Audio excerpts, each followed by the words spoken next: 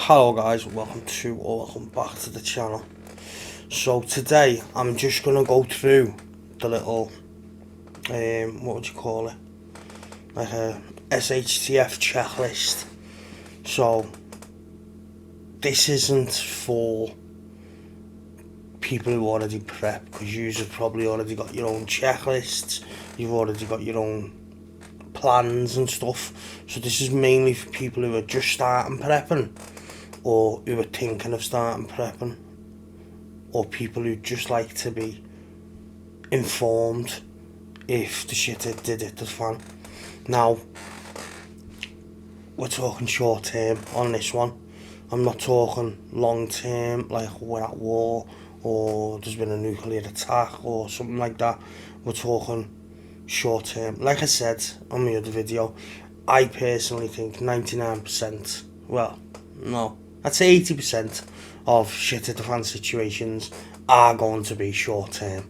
It's going to be a couple of days, a couple of weeks, maybe a month. Do you know what I mean? So this is what this is about. This is a checklist, and some of these probably could apply for long term, but you just have to add other things in as well if you were doing a checklist for long term shit at the fan, like your bug out locations and all that. So the first thing before you're even thinking about prepping or getting anything together is be informed. Make sure you're in the know of what's going on countrywide, but for short term it's going to be mainly what's going on in your area, in your part of the country. So for me it'd be the northwest or Liverpool stroke Merseyside. Do you know what I mean? That's what I'd concentrate on, being informed, being in the know about. Do you know what I mean? We all keep our eye on the weather. We all keep our eye on flood warnings and stuff when we've got heavy rain and stuff. So just, that's it. Be informed on what's going on. Like I said, countrywide, but mainly what's going on in your local area.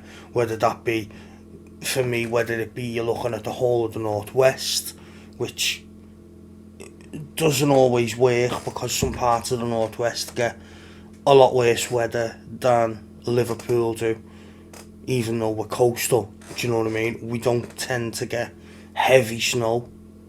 Do you know what I mean? We get little flurries, but it's nothing that I'd say deserves locking everyone. You know, not locking everyone down. That was the wrong word. Nothing that deserves the fear mongering that goes on in the news about a bit of snow.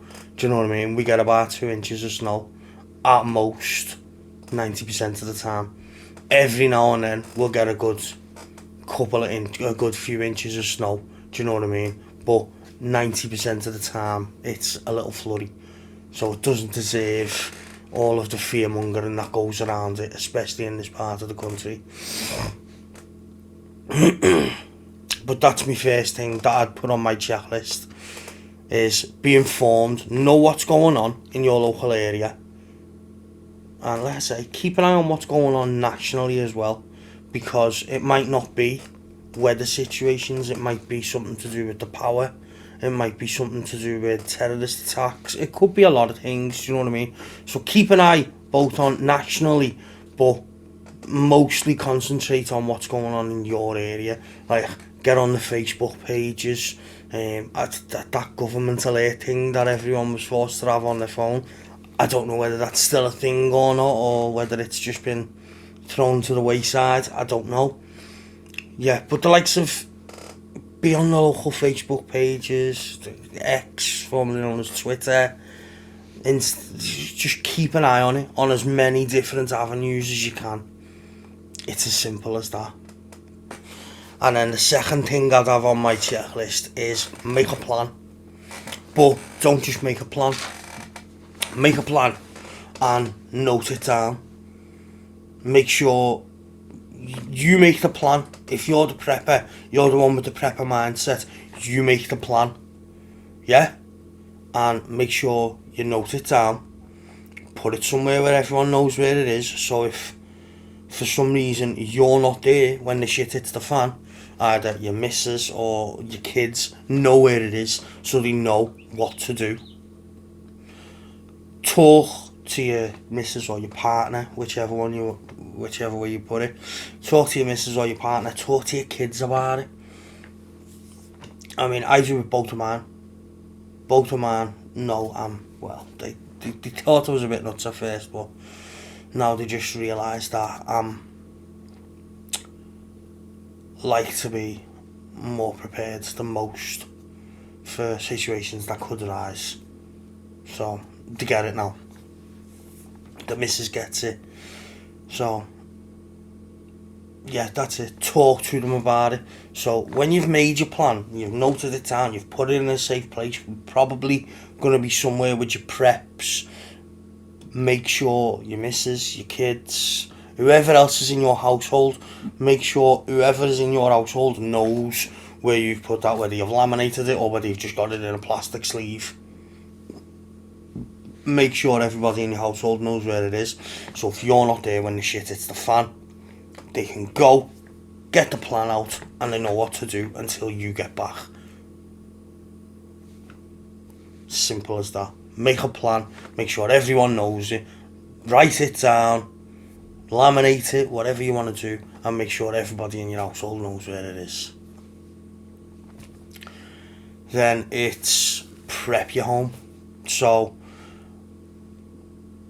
we're not talking supplies, we're talking prepping your home for potential invasion, because after about 3 days, maybe a week of shit at the fan, for whatever reason it is, people who aren't as prepared as you are going to start wanting to break into houses and see what supplies they can scavenge. So make sure you've got the ability in the house or around the house. Like mine is in the shed, in the garden. This is stuff that never goes to storage, never goes anywhere, stays in the shed. It's just simple stuff like emergency locks for doors. Do you know what I mean? Like I've got this, I can't remember what it's called now, but it's like you can just use a wooden wedge, in all fairness. Get wooden wedges, bang them under your doors. I've got metal ones that bolt into the floor. I've got the bars that go across the door to put across my front door and the back to the kitchen door. Do you know what I mean?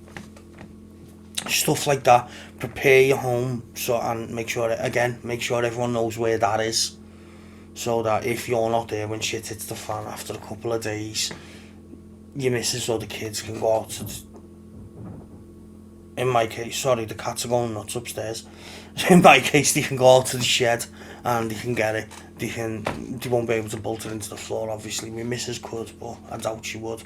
So she'd probably just whack the wedges under the door and put the bars across and stuff. It's little things, you know what I mean? But they can be expensive unless you just make your own, which I suppose is another option. But yeah, for the likes of doors, you want the basic you need to stop a door is a wedge and a hammer, and just put the wedge under and whack it in with a hammer. Make sure all your windows are shut or only open enough so there's fresh air flowing through the house, do you know what I mean? And then when you're out or going to bed, shut them windows same as you would in normal times. It's as simple as that. Talk to other people, so not just your family members. Talk to your neighbours about keeping an eye on what's going on. Like around here where we are, we live on a corner and we've got good neighbours to one side and up the other and over the road, do you know what I mean? And we all keep an eye out for each other's houses and stuff. We've all got each other's numbers, so if anything happens we can all get in touch with each other, do you know what I mean? It's just keep that sense of community going with, and obviously you can't do it with all your neighbours, because like on one side of my house we've got a complete shower of shit. So with what neighbours you can bear to speak to, keep the sense of community going, so you can all keep an eye on each other's properties. You can all get in touch with each other if anything's happening. Do you know what I mean? That's just basic, really, innit? Most people do it anyway, but I'm sure, as most of you have seen, the sense of community sort of gone by the wayside over recent years. For whatever reasons you want to blame, it doesn't matter. People are just more antisocial. There's more people who don't speak the language. Whatever it is, you know what I mean? The sense of community's starting to wither away. Luckily for us, and maybe luckily for you, we have got a good few neighbours, and we do all keep an eye on each other's properties. Yeah, so that's that one.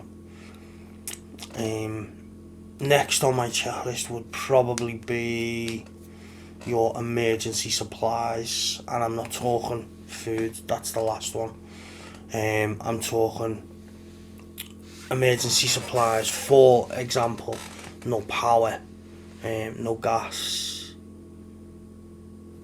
so you've got no heating, no hot water, you might not have any water, so you need to prep for those things. So you need like, you can buy like little heaters, little gas bottle heaters, not like a colour gas, but like a little gas bottle about that big, goes into the back of the heater, and you just put it on for half an hour in the room, warm the room up. You all stay in the same room when it's cold, so shut the door, get the heater on for half an hour, warm that room up, and then you're good. You can have one, you can have multiple, do you know what I mean?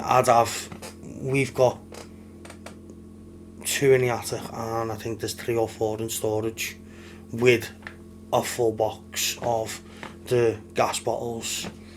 So I'd have one in the living room, we'd stay in the living room all day together if it was no power and it was freezing or whatever. So I'd have one in the living room, keep that warm. I'd have one upstairs in each of the 2 bedrooms that are used.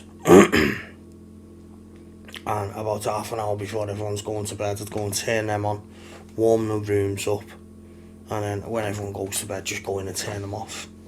Simple as that. You need some way to produce heat in your house.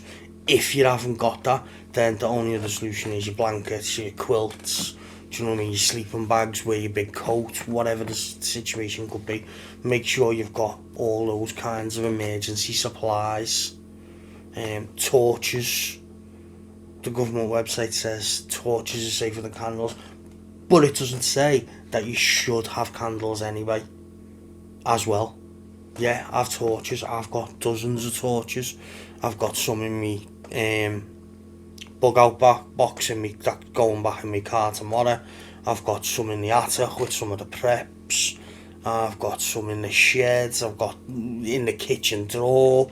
The little torches just go everywhere. And obviously I've got my big mag light as well, which can be used for persuading invaders to leave your house. Because it's mad the way the law is regarding protecting your home and your family in this country. Because if someone was to break into your house and you were to get the better of them and beat the shit out of them or kick him down a flight of stairs, you'd be charged for him breaking into your house and you defending your property. So it's mental. But in a shit hit the fan situation, do whatever you need to do. That's all I'm saying. I'm not going to suggest you buy anything. I'm not going to suggest you do anything. I'm just saying, if you're in a shit hit the fan or wacky situation and someone breaks into your house before you've bugged out, you do whatever it takes to protect your family. Yeah, so heating, obviously your power, so you're going to have your power banks, your big ones and your little ones. If you've got one, you're going to have a generator. We've got one because if the power ever went out with our son being disabled, if you can hear that humming noise, that's what I'm talking about. That's my son's medical fridge, and because it's a medical one, it's not particularly quiet. But we've got a generator because if the power was to go out, he has life-saving meds in that fridge. So, do you know what I mean? We've got the generator purely for that reason, and I think that's the only thing I'd use it for, apart from charging up power banks and other bits and bobs like that. I wouldn't start using it to like power the telly and the PlayStation, or do you know what I mean? I just wouldn't. I think I'd only use that for the bare minimum, using it for what needs to be used. Do you know what I mean? I wouldn't just go plugging tellies and everything into it, because it's a waste. Whether it's solar one you've got or a diesel one like us, doesn't matter. You're still gonna need to conserve the energy you've got. Maybe not so much if it's a big solar generator, but you're not always gonna have the sun, so you're still gonna have to conserve and charge what needs charging as it needs charging. With the diesel one, obviously you've got to consider running out of diesel. We've got spare diesel in the shed, that's fine. So if it was bug-in situation, we're fine. We've got plenty of spare diesel to power the generator. If it was a bug-out situation, guess where that diesel's going? Straight in the Range Rover, and we're gone. So yeah, emergency supplies is stuff like to keep your family well and to protect, to keep you safe. And then the last thing that's going to be on my checklist for bug-in is food and water. Make sure you've got,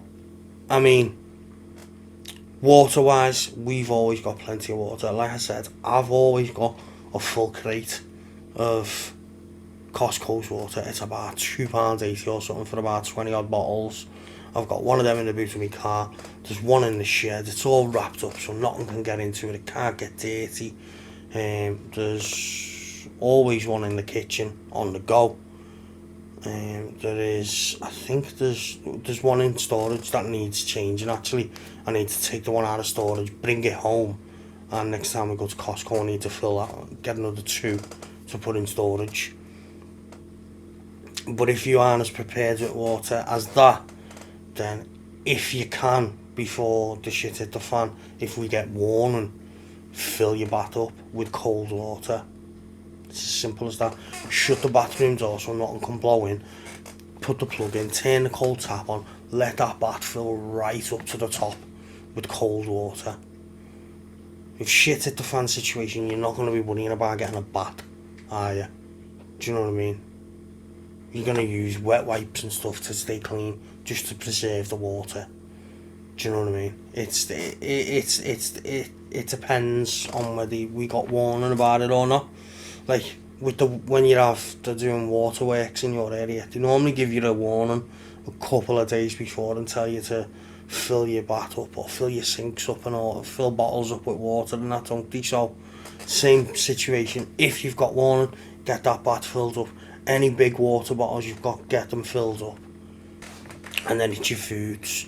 So again, like I say, this isn't a prepping video for preppers. This is a prepping video for new people to prepping, people who want to get into prepping, or people who just want to be a little bit more prepared but don't want to call themselves a prepper for some reason. Know what I mean? So your foods, you want long life foods. So you want your pastas, your rices. If you're getting jars of sauce to go with your pastas and your rice, check the sell by dates on them. And same as all your food preps, rotate them. So when you know something's coming up to its date, like what I do with the preps that we have upstairs is I've got labels on boxes, so I try and bunch them all into like the same month that they're gonna go bad. Do you know what I mean? So we rotate them that way. Yeah, but if you've only got short space or you just want to prep for a couple of days, maybe a couple of weeks, then just check the dates on stuff. Canned meat is a good one. Tuna's a good one. Try and get tuna in. Is it tuna in oil that lasts longer? Yeah, it's tuna in oil that lasts longer, but tuna in waters, is it healthier? I don't know. Yeah, your tunas, your pastas, your rices, your tinned meats, your tinned beans, tinned vegetables. Get tinned vegetables, because if you've got no power, then whatever vegetables you've got in your freezer or in your fridge, they're not going to last long. So make sure you've got tinned vegetables, tinned fruit, tinned meats. Going back to me, phase 1 training when I was in the army, all we had in our cupboards was just like for when you're just sitting around at night doing your, I don't know, your work, you doing your studying and that in phase 1 and phase 2. All we had in our top lockers in our wardrobes was freaking super noodles, and I will only have super noodles. I cannot stand the cheap noodles. I think the noodles are horrible and the flavours are horrible. The chicken ones taste like plastic. Not that super noodles are a healthy food, but I will only eat that. I will only eat super noodles. Yeah, stuff like that. But it's the same with everything. All your food, just check the dates. Go through them on the shelf in the shop and find the furthest date you can. It's as simple as that. All the stuff in the same trays is going to be the same date. So don't go checking every tin on a tray or every packet in a tray, because they're all the same date. So move a tray to one side and check the one behind it, see if it's got a further date.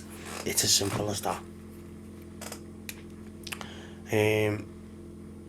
And that's it really for my checklist for bugging in. If it was a short-term thing, obviously. Be informed.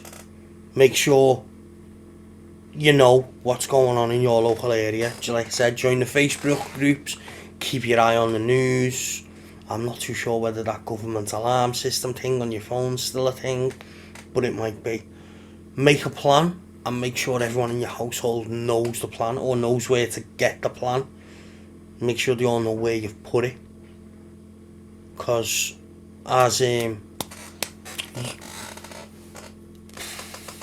Mike said, the Urban Prepper UK the other day on one of his videos, his final prep video, if you're not there for whatever reason, whether it be you've croaked it or you're just not there, you're out, you've gone to work or you're somewhere else when shit hits the fan, everybody in your household needs to be able to know where that plan is so they know what to do until you get back, if you're coming back.